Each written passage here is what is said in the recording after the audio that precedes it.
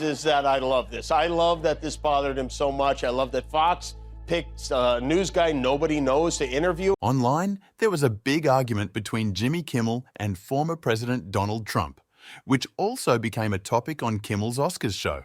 It all started when Trump criticized Kimmel's hosting skills on social media. But Kimmel didn't just let it slide. During his show, he took the chance to hit back, hinting that he had something to share and joking about having some extra time. Kimmel then took out his phone and created suspense. He read out Trump's post from Truth Social. Has there ever been a worse host than Jimmy Kimmel at the Oscars? His opening was that of a less than average person trying too hard to be something which he is not and never can be.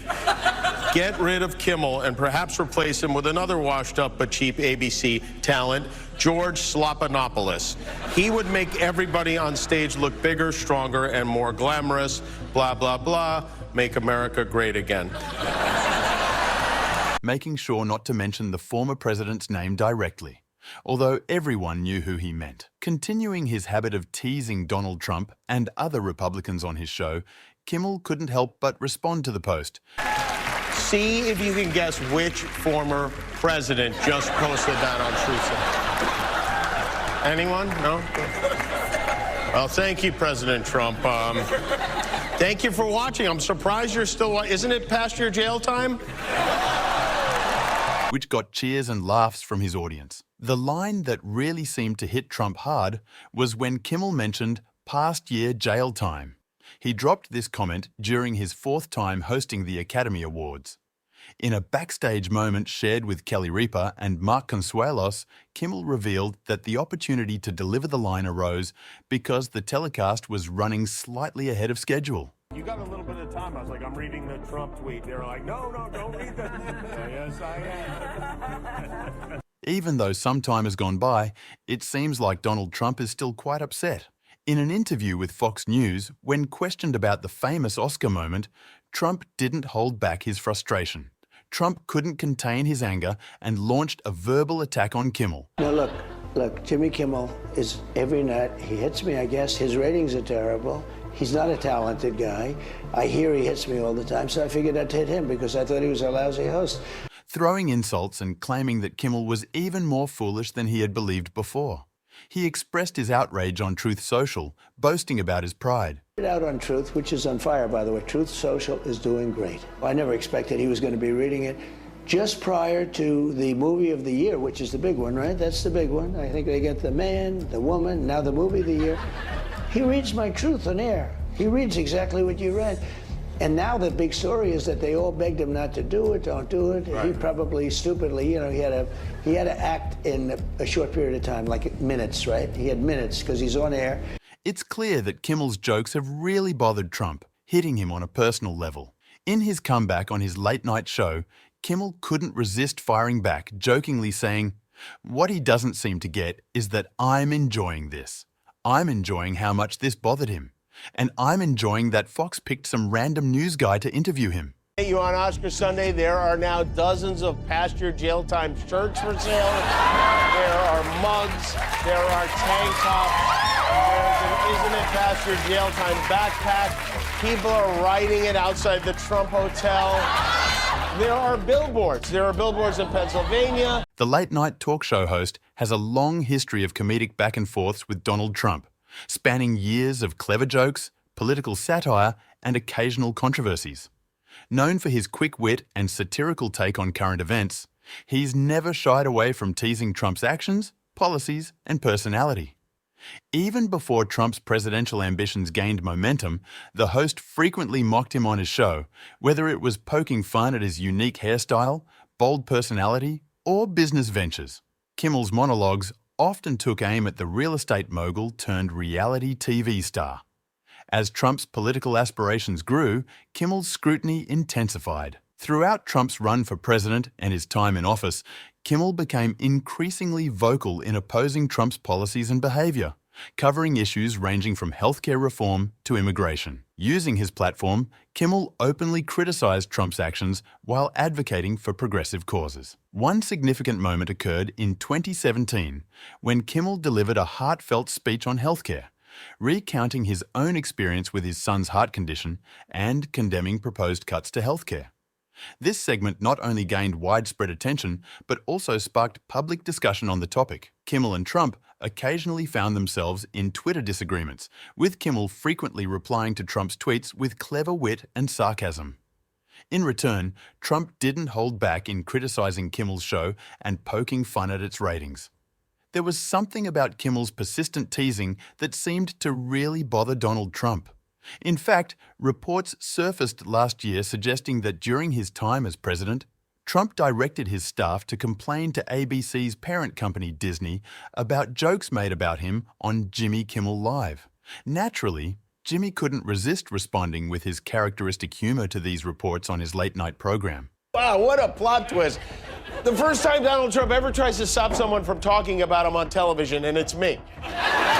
Usually when he wants somebody to stop talking about him, he pays them $130,000, but he wanted me to do it for nothing. I wonder what it was specifically that sparked his Trumper tantrum.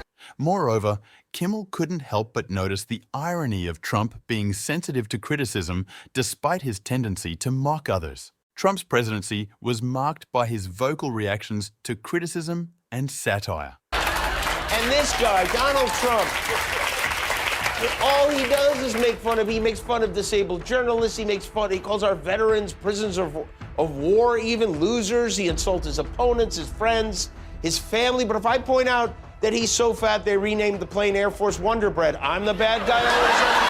He didn't hesitate to leverage his position to express his disapproval of media coverage or comedic portrayals that rubbed him the wrong way. One incident, reported by Rolling Stone, particularly underscored his sensitivity to jokes and criticism. It garnered significant attention because it revealed Trump's readiness to wield his power to silence detractors. While the specifics of what was said and how Disney responded remain unclear. This event demonstrated Trump's willingness to push back against unfavorable media coverage during his time in office. During his tenure, Trump frequently sparred with the media, labeling some outlets as fake news and frequently using Twitter to lash out at journalists and news organizations. His response to jokes made on Jimmy Kimmel Live highlighted his confrontational approach towards the media, reinforcing his image as a president who vigorously defended his reputation. Even after Trump left office, Jimmy Kimmel continues to hold him and his administration responsible. In interviews, such as the one with CNN before the Oscars, Kimmel has emphasized that he's unafraid to speak out on social and political matters. Fun parts of my job is knowing that he hates being made fun of and making fun of him, and then every once in a while he reminds us that he hates it and he gets mad. So in the interview, Kimmel expressed concern about how another Trump administration could impact late-night television, emphasizing that his priority lies in the welfare of the country rather than his own comedic material. "I just can't see why anyone would think it's wise to put him back in the White House," he remarked. Despite his firm stance, Kimmel indicated a willingness to engage in dialogue with Trump on Jimmy Kimmel Live. "I genuinely want to have him on the show," he asserted. "There are numerous questions I'd like to pose, and I expect genuine responses. Most of the interviews he participates in don't delve deeply enough." Trump's criticism isn't just aimed at media outlets. He's also expressing his frustration towards judges involved in his legal proceedings. Recently, Donald Trump used social media to target the daughter of the judge overseeing his upcoming criminal hush money trial. This occurred shortly after the judge imposed a gag order, limiting his comments on the case. Trump criticized New York Supreme Court Judge Juan Merchan, accusing her of bias and demanding her removal from his case. He pointed to her engagement in progressive politics and alleged social media activity as proof of bias. Specifically, Trump claimed that Merchan's daughter's affiliation with a Democratic political consulting firm created a conflict of interest and suggested that her rulings against him would benefit her financially. However, Trump's attorney, Todd Blanche, refrained from commenting on his statements due to the gag order. Trump's recent attacks mark an escalation in his criticism, especially his allegations regarding Merchan's daughter posting an edited picture of him behind bars on social media. This occurred after Merchant scheduled a trial date for April 15th in the hush money case, where Trump faces charges related to concealing payments to Stormy Daniels.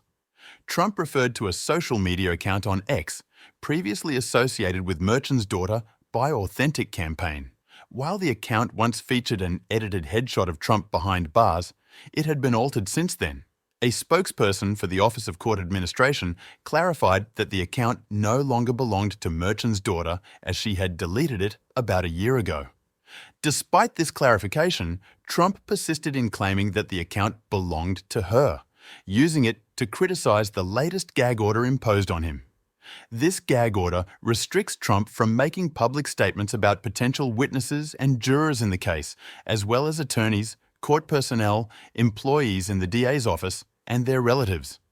Trump mentioned Merchant's daughter on Truth Social during his arraignment in the hush money case. His legal team had requested the judge to step down from the case due to her profession, but Merchant declined in August. What do you think about former President Trump's criticism of judges and the media? Share your thoughts in the comments and make sure to subscribe to the channel for updates on the election. See you in the next one.